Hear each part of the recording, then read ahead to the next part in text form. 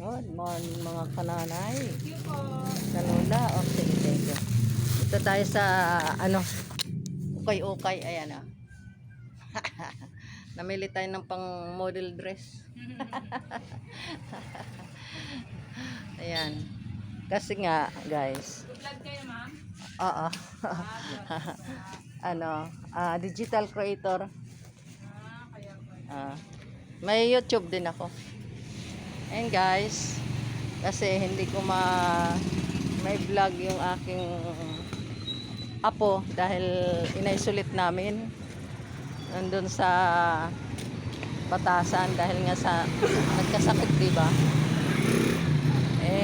Kalalabas lang, inaisolate ng tirahan doon sa biyanan ng anak ko.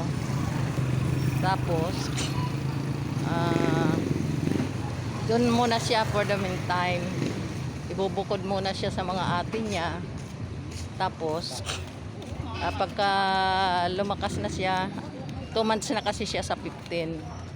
Ngayon pagka medyo kaya niya na ang kanyang immune system, pwede na siyang isama sa bahay.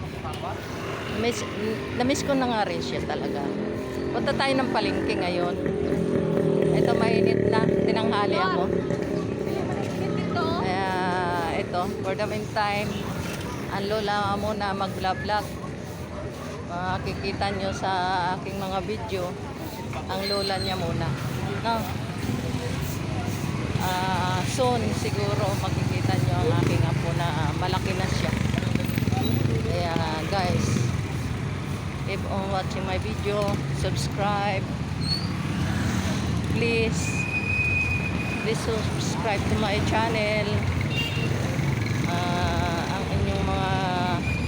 inyong kalula, kananay na nagtitiis alang-alang sa anak, dahil kung hindi naman ako tutulong sa anak ko, paano na? Dahil nag-iisa ko ang anak niyan, kailangan kong suportahan ang kanyang pamilya din. Financial support, spiritual support, yan ang kailangan nila. Hindi ka pares nung tayo nag-asawa, talagang tayo lang. Ako nga noon araw wala ang nanay ko sa tabi ko.